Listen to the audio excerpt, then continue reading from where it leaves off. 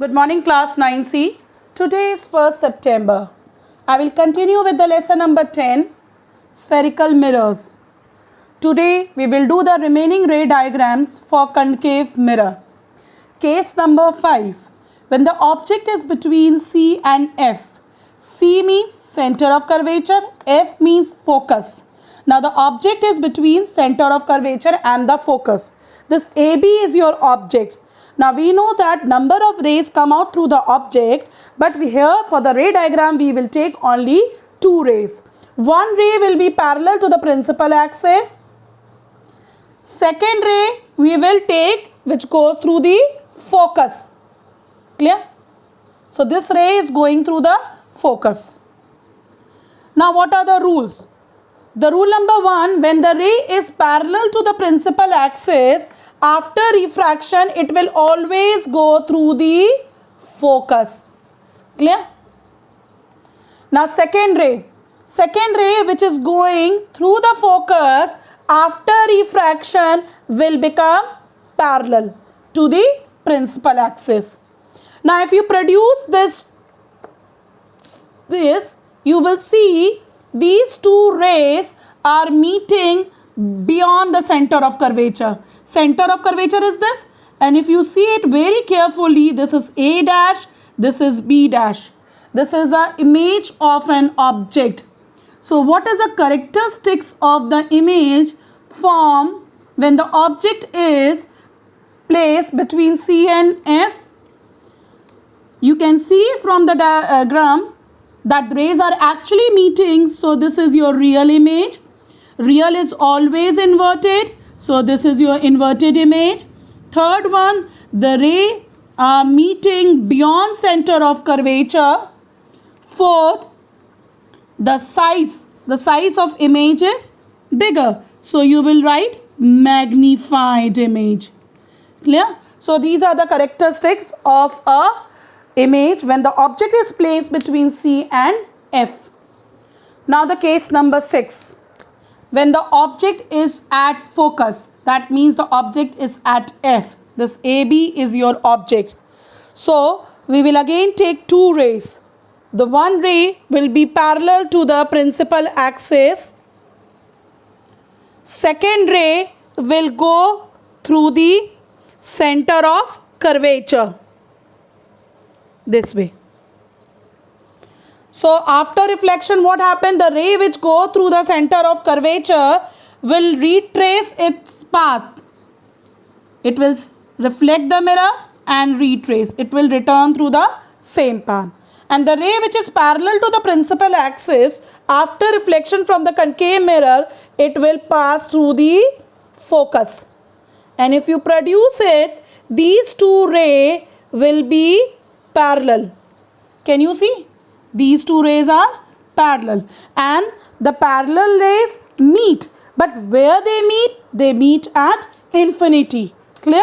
So let us write the characteristics of an image formed when the object is placed at focus. That means these are the parallel rays.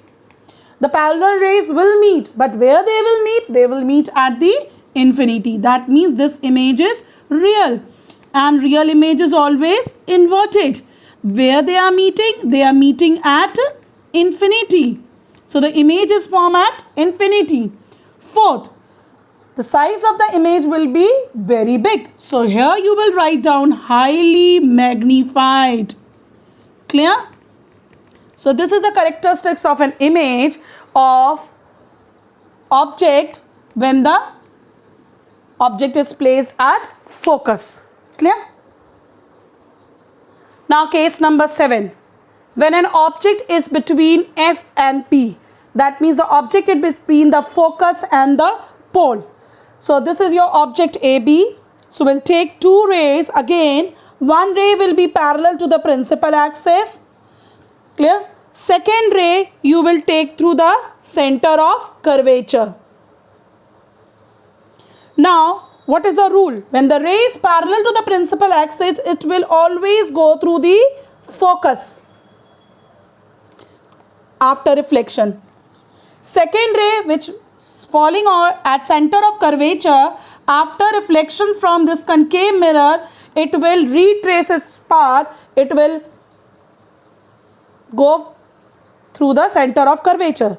These two rays are diverging. They will not meet. But if you produce behind the mirror, see, this is imaginary. If you produce behind the mirror, it appears to meet somewhere here. Clear? So this is your imaginary. So this is an image of an object A dash and this is B dash. This is your image of an object when the object is placed between F and P, that is focus and the pole. This is only the ray diagram when the image is not real. In case of the concave mirror, only one ray diagram where the image is virtual. Clear? Virtual. And the virtual image is always erect. Third, see the size of the object and size of the image is bigger. So here you will write down magnified and where it is formed, behind the mirror. Clear? So these are the characteristics of image of an object AB when it is placed between focus and the pole. Clear everyone? Instead of writing erect, you can also write upright. Got it? So these were the ray diagram related to concave mirror. Now, ray diagram for convex mirror. There is only one ray diagram for the convex mirror. Wherever you place the object in front of the convex mirror, same ray diagram will be there. Clear? So this is the object AB in front of the convex mirror. Again we will take two rays which is coming through the object. One is parallel to the principal axis.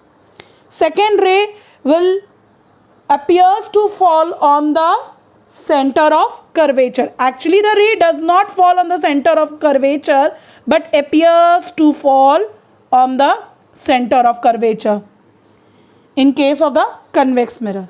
So what is the rule now? Let us see the rule. The ray which is parallel to the principal axis, after reflection, it appears to go through the focus. Clear? See, it appears to go through the focus after reflection. And the ray which appears to fall on the center of curvature, after reflection, it retraces. It returns back through the same path. So where these rays are meeting? These rays appears to meet at this point between P and F. So what is the characteristics of the image form? The characteristics of an image form in case of the convex mirror, wherever you place the object in front of convex, first is virtual because the rays are not actually meeting. Clear? Second, the virtual image is always erect. See the size of the object and size of the image. The size is small. So here you will write down it is diminished, small in size. Where the image is formed between P and F, pole and the focus. So this is a ray diagram for the convex mirror. Now next topic is relationship between the focal length and the radius of curvature. So the relation is focal length is equal to radius of curvature by 2. That means focal length is half of radius of curvature. If the radius of curvature is given to us 40 centimeter, then the focal length of the spherical mirror will be 40 by 2, that is 20 centimeter. Clear? Or if in the question focal length is given to you 10 centimeter, then the radius of curvature will be twice of the focal length. So it is 2 into 10, that is 20 centimeter. Clear? So you should know the relationship and the numericals related to it.